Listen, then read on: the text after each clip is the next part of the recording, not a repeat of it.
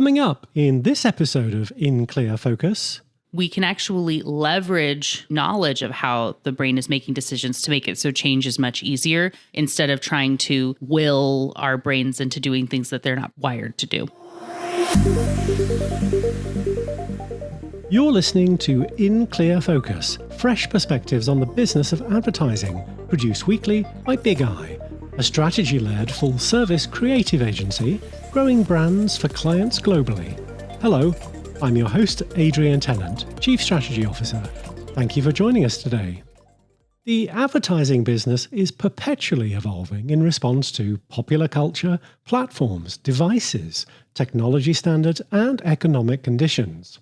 Historically, print advertising was disrupted by radio, which was in turn disrupted by network TV. Then cable and satellite channels came along, further fragmenting viewing audiences.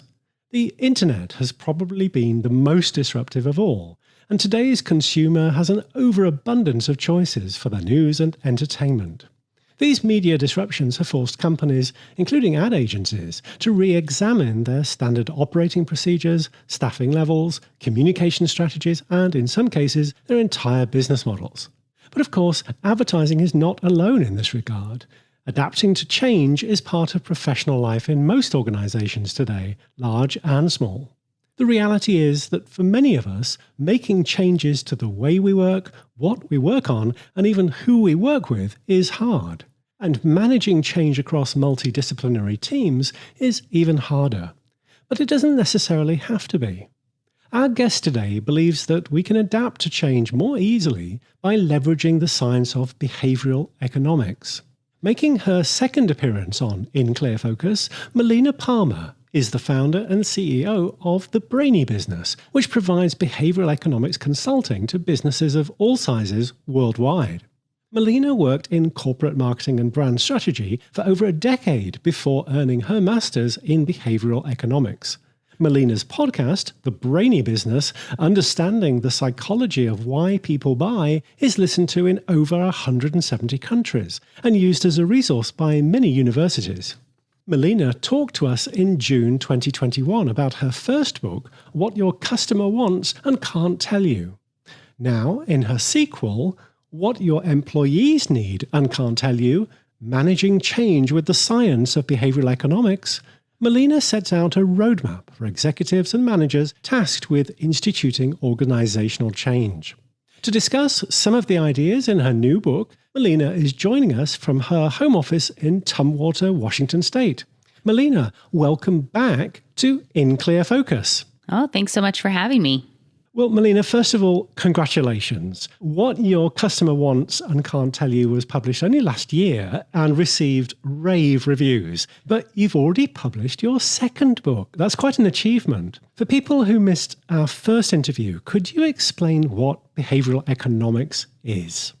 Absolutely. And thank you. Yes, it's been a whirlwind having both of those books come out so close to one another. So what I like to say with behavioral economics is that it is the psychology of why people act, choose, change, and buy. And essentially, if traditional economics and psychology had a baby, we would have behavioral economics. So, traditional economics assumes logical people making rational choices in absolutely everything that they do.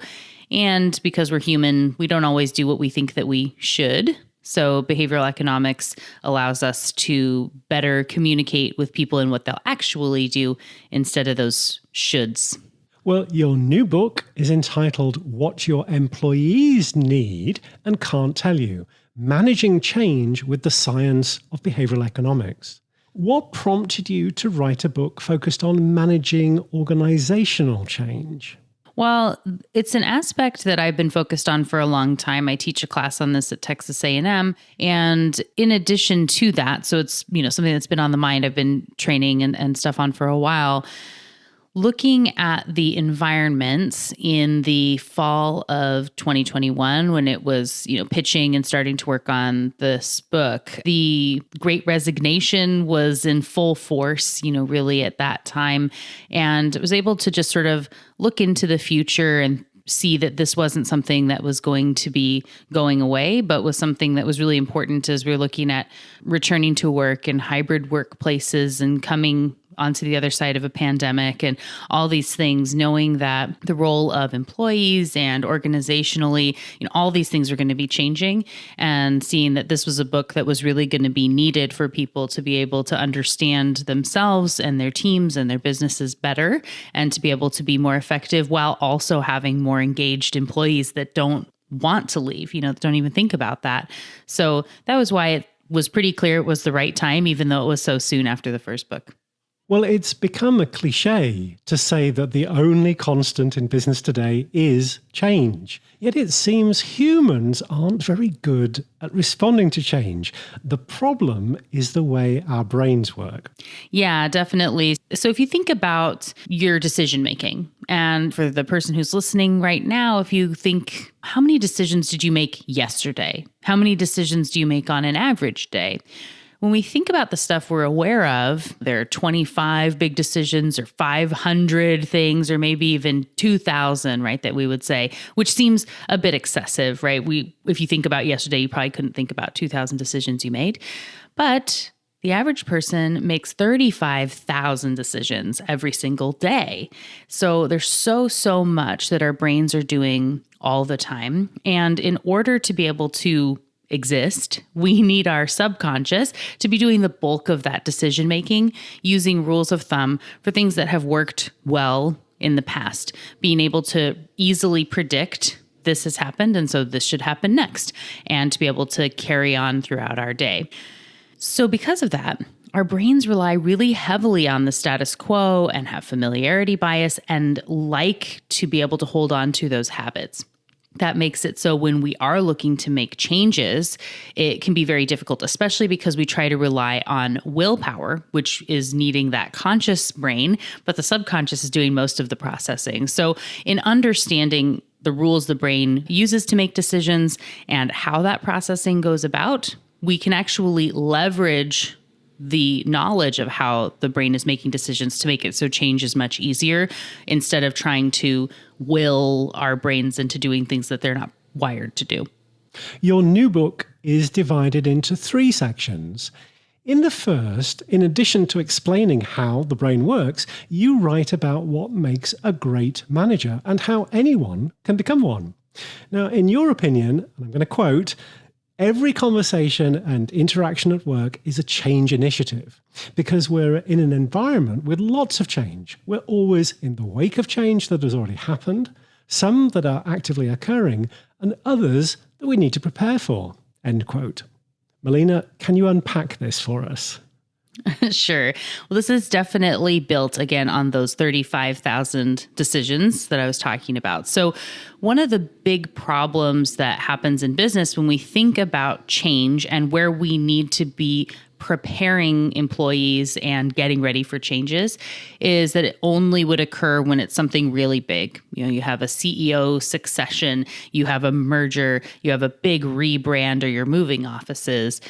But it's not just that. Because of how the brain makes decisions, we really need to look at those micro moments, those 35,000 daily decisions. The little stuff really adds up in a way that's either going to work for us or against us. And our conscious brain can get overwhelmed really, really quickly to where we then really rely on that status quo even more and become resistant to change, even when it's objectively better for us. We can really dig in our heels and say, no, I hate it for whatever it happens to be. So in this way, if we're thinking about those little tiny moments, we can see that either we've got too much going on and because of a previous change, we're still kind of living in the wake of that, or again, in the middle of changes that we're asking for because little tiny habits being upended have a similar impact. It's not just that big stuff. And if we do have some free space, making sure that we're aware of what's coming down the line in the next minute or hour or week or year so that we can be properly prepping and getting it so those brains are ready for change instead of just having way too much going on at once that is probably not as important, and it makes it so we're unable to do the big stuff because we tried to throw in too many little changes that weren't as important. You do use some incredibly evocative metaphors. Why do you think we need to become elephant whisperers? Oh, thank you. I do love a metaphor, and it can be problematic whenever I'm writing for academic journal type of stuff where you can't write that way, but it's my favorite. So in this way, there is a really great way that's been proposed to think about the brain from a psychologist out of NYU. So I don't get to claim this full idea. It's from Jonathan Haidt. And he talks about thinking about your brain like a person riding an elephant. So the rider is that logical, conscious processing, knows where you want to go, has a plan, sees the best way to get there, and is ready to go. The elephant, though, may not want to go in that direction. It might want to sit down or go towards a pool of water or something, that it happens to see. And so as the rider, you can't push or pull or logic the elephant into doing what you want it to do because they don't speak the same language. And it's the same with our conscious and subconscious brains. They don't communicate that well. When we sit down, we're thinking about change initiatives. And again, this is any time when we're saying, oh, people should love this. People should be able to see the value in this. All those shoulds, that's a 4-letter word around here. So we'll steer clear of those. So when you're thinking about planning for change, you'd like to think that your writer's communicating to their writer and it's going to be a, easy conversation, simple to move forward with, and people will see the logic in whatever this thing is. But in reality, you have to understand what's going to be motivating the elephant and then becoming that elephant whisperer to help nudge it along the path and to see, the best way so that it's going to be taking the rider where it needs to go. Well, it's certainly a powerful idea that a manager's main job is to lead their team through change. But not all initiatives need to be dramatic. Melina, I feel some more metaphors coming on. So what do snowflakes, snowballs, and icebergs have to do with managing change? Yeah. So in this way, if we look at the snowballs of change, as I talk about them in the book, they are made up of those micro moments. So we can have snowflakes moving us in the right direction. And it takes a little bit of time to be like collecting our snowflakes as we're starting to work toward a culture of change, which doesn't mean that we're throwing changes at people all the time. As you've already learned from what we've been talking about here, that's not the right approach. But instead, we have to have that awareness of change. And if we're constantly stacking all these little moments toward this positive outlook, we can be creating those snowballs. It's important to know where you're coming from, because if you're just starting in this process, those snowflakes have been accumulating whether you were thinking about them or not. And if you have a giant icy tundra of nightmares that you have to be undoing to get through to the other side, just having that awareness. It doesn't mean that if you've had, 10 years of stuff stacking into this tundra, that's going to be a problem. Well, it will be a problem, but it won't take 10 years, the same amount of time to undo it. But you will have to be really thoughtful about those snowflakes and know that it's not something that you just say, oh, we think about change differently now, and everyone is just on board, because again, that would be too logical. What are the icebergs in the scenario?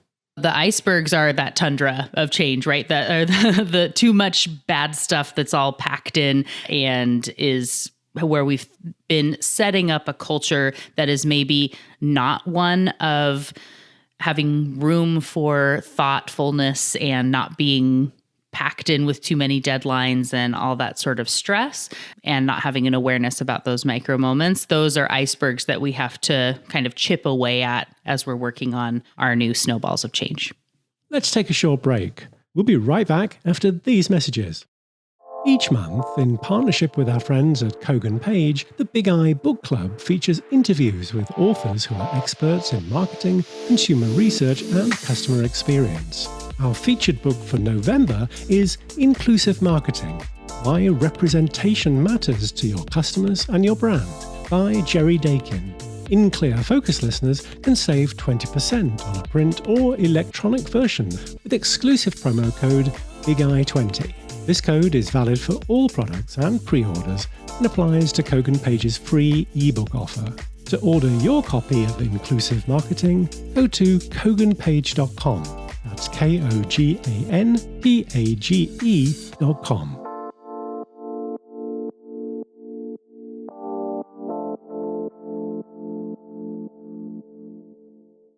I'm Seth Segura, VP and Creative Director at Big Eye. Every week, In Clear Focus addresses topics that impact our work as creative professionals. At Big Eye, we always put audiences first. For every engagement, we commit to really understanding our clients' prospects and customers. Through our own primary research, we capture valuable data about people's attitudes, behaviors, and motivations. These insights inform our strategy and guide our creative briefs. Clients see them brought to life in inspiring, imaginative, brand building, and persuasive activation campaigns. If you'd like to put Big Eye's audience-focused creative communications to work for your brand, please contact us. Email info@bigeyeagency.com. Big Eye, reaching the right people in the right place at the right time. Welcome back. I'm talking with Melina Palmer, CEO of The Brainy Business and the author of What Your Employees Need and Can't Tell You, Managing Change with the Science of Behavioral Economics. Well, in the second part of What Your Employees Need and Can't Tell You, you explained that biases are inevitable, while reassuring us that we can still understand and work with these tendencies to be more effective. Now, you worked in corporate marketing and brand strategy for a decade. Melina, which three principles drawn from behavioral economics would you say are the most important for advertising or marketing communications professionals seeking to implement change within their organizations? Yeah. So for me, I always lead with framing. Framing is that how we say something matters more than what we are saying. And I think that is a really great place to start. So if you were to think about going to buy some ground beef at the grocery store and there are two stacks that are almost identical, the only difference is one is labeled as 90% fat free and the other is 10% fat. Which one do you want to buy? Most everyone from around the world says 90% fat free is the one that they want. Logically, we know they're the same, but they hit our brains in a different way. So understanding those frames and how you communicate information is really top. And what's great about that, it's really easy to be making adjustments and doing little tests without having to invest a lot of money. So that's a really great one.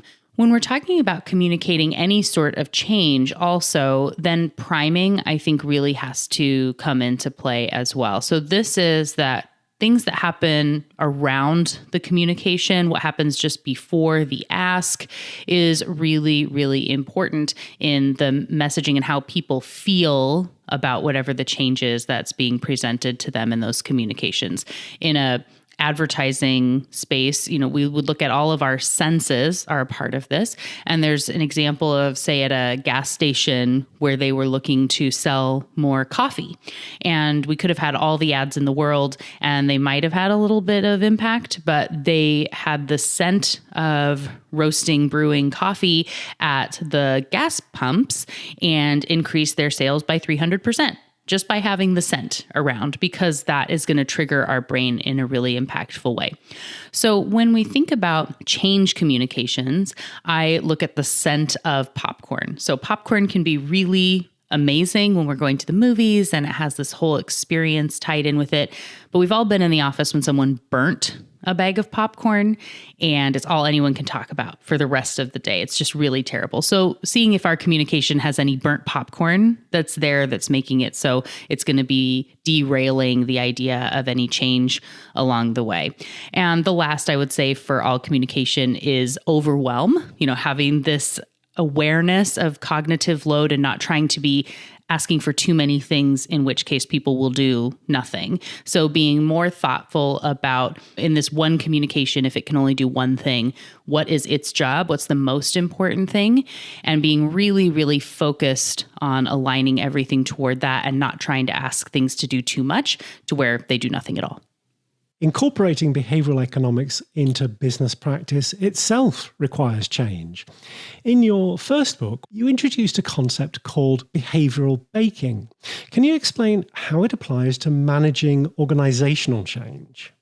Sure. So behavioral baking is just the idea of when you think about applying this, it's not a one-off, you try something and it works perfectly. Context really matters. We need to have an awareness of what we're going to be doing.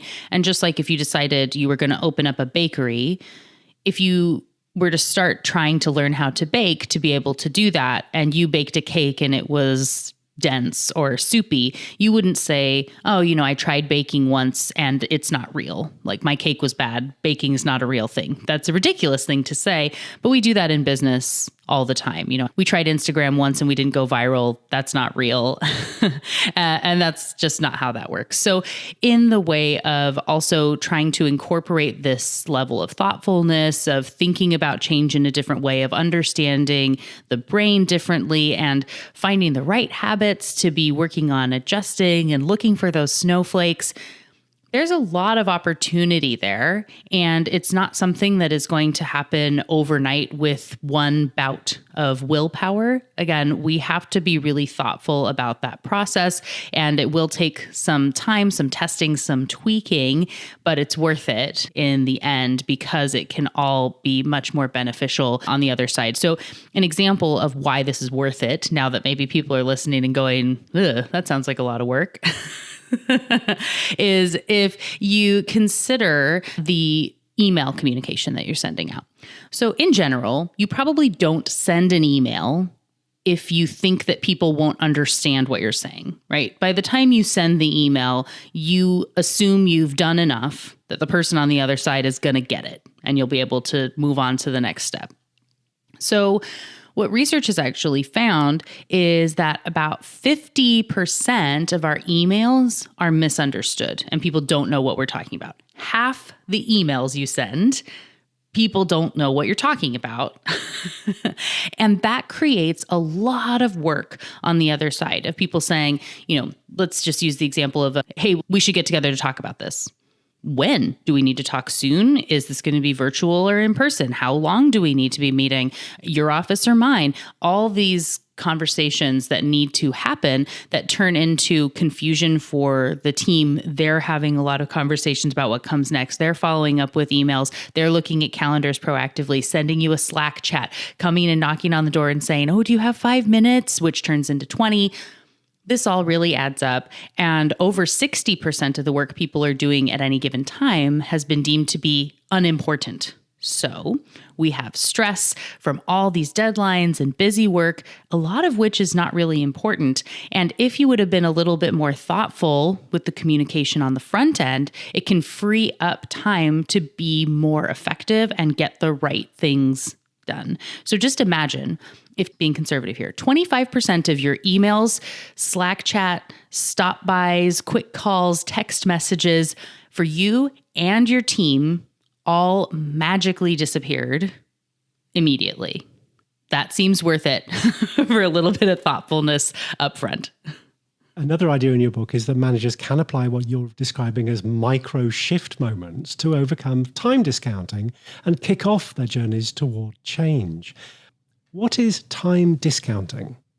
Time discounting is one of my very, very favorite concepts. I like to call it the I'll start Monday effect. So in this way, we've all had that occasion on a Saturday night where we have an extra piece of cake or glass of wine and you say, oh, okay, this is the last one and I'm going to be eating better and start training for a 5K or a marathon or whatever on Monday. And maybe you spend all day Sunday prepping and planning and throwing out other food and you're so excited and you set your alarm and you go to bed.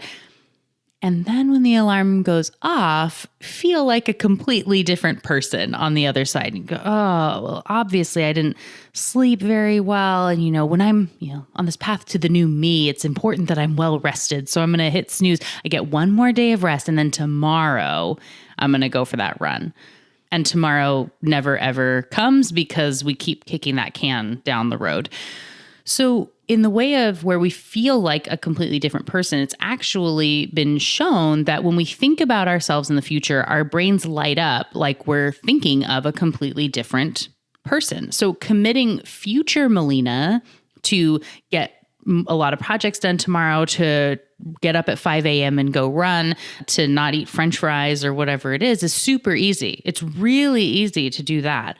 When it's me and I have to do the thing, I like the idea of pushing that off again, even 5 minutes. I'm going to finish this one thing and then I'll do that thing on my to-do list, right?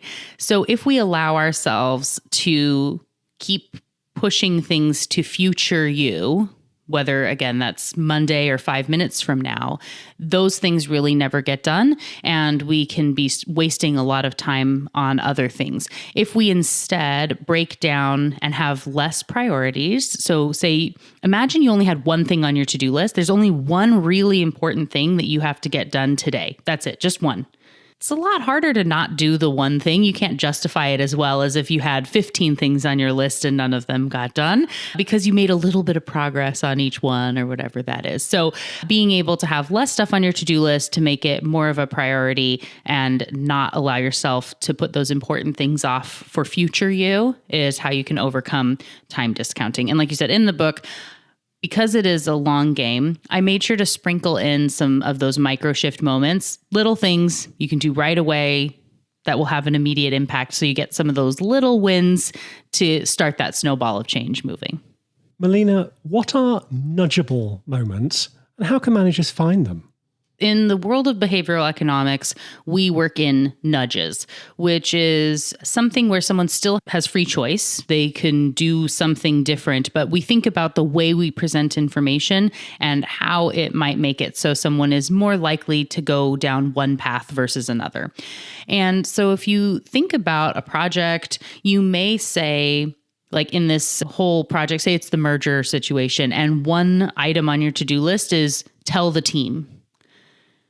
Tell the team is full of lots and lots and lots of little micro moments that matter and could be that burnt popcorn if we're not careful and just derail everything. So if we think about then even it's the email to set up the meeting for people to come learn that there's going to be a merger, right? The subject line matters. What time of day are we sending it? What other communication is happening? Is it marked with the exclamation point is important when nothing else we've ever sent out is? Or are we sending out an email telling people they have to sign an NDA to know what's going to happen in 3 days? All these little things are those nudgeable moments, which are opportunities to look for the behavioral interventions that should be going into place to help make it so that change is going to be easier. And not everything is telling the team about a merger, right? But we still want to be looking for nudgeable moments with all the communication that we're sending out. So we're getting those snowflakes going in the right direction. So when we do need to communicate about the big stuff, it's a lot easier for everyone. In the final pages of your book, you write about the importance of fun and suggest ways to incorporate it to boost effectiveness and engagement within an organization. So do you have any favorite examples that work particularly well with marketing and communications teams? Asking for a friend. Yeah. So when Troy Campbell was on the podcast, he talked about some really cool stuff, which I mentioned in the book. And so looking at things like a one-word story to be able to start a meeting if you want people to be collaborating and working well together. So that's where, you start with the prompt of in a world, and then everybody says one word to help build the story. And these seem like silly little things, but they really do prime us for the experience that we're looking to have moving forward. So it's a simple one, but it's one that makes a difference. One thing that my team did when we're hiring people for our marketing department, and this was actually a recommendation from one of my graphic designers, was that we would have everyone that came in for an interview, we would play a game of Jenga with them. So in the interview, we played Jenga, and people kind of let their guard down when you're playing a game, and you can see if someone is really not going to be a fit for your team, in the heat of the Jenga moment, if they throw something or scream at you or whatever. And it shows that we're a fun team that likes to get along. So, even simple things like that are a little bit different can be really helpful when you think about employees all the way back to when you're hiring. I understand that you'll be taking the stage at South by Southwest in Austin, Texas next year. Tell us more. Oh, thank you. I'm so excited. That was just announced 2 weeks ago or less, I think. Actually, yeah, like 1 week. Oh my goodness. But South by Southwest, for anyone who doesn't know, is just an amazing, huge conference that has a film festival and comedy festival, music festival, technology, innovation, and business. And I would like to say invite the best of the best to be there. That now sounds a bit braggadocious, but I'm very honored to have been invited to be a speaker. And my topic is using brain science to be a better manager. It's based on content from the book. So it's going to be really, really exciting to be there in Austin in March of 2023. And hopefully I'll see some listeners there. Melina, if In Clear Focus listeners would like to learn more about you, the Brainy Business, your podcast, your online community, or your new book, where can they find you? Absolutely. Well, thank you. And the best place is the website, thebrainybusiness.com. Can go find the podcast, the books, consulting, speaking, the community, all of that is there. For your listeners, for everyone who is thinking, hey, this sounds interesting, but I'm on the fence. I'm not sure if this is fully for me. I have it available for you that you can get the first chapter really of either book and any future books free. If you go to thebrainybusiness.com/inclearfocus, all as one word, then you can go and get the first chapter of any of my books for free to be able to give them a read. Make sure it's a fit for you. Do that sort of try before you buy piece. And hopefully you enjoy it as much as I hope and believe that you will. Melina, thank you very much for being our guest again on In Clear Focus. Of course, thanks so much for having me. Thanks to my guest this week, Melina Palmer, behavioral economics consultant and CEO of The Brainy Business. You'll find a transcript with links to the resources we discussed today, including Melina's new book, What Your Employees Need and Can't Tell You, Managing Change with the Science of Behavioral Economics, on the In Clear Focus page at bigeyeagency.com. Just select podcast from the menu.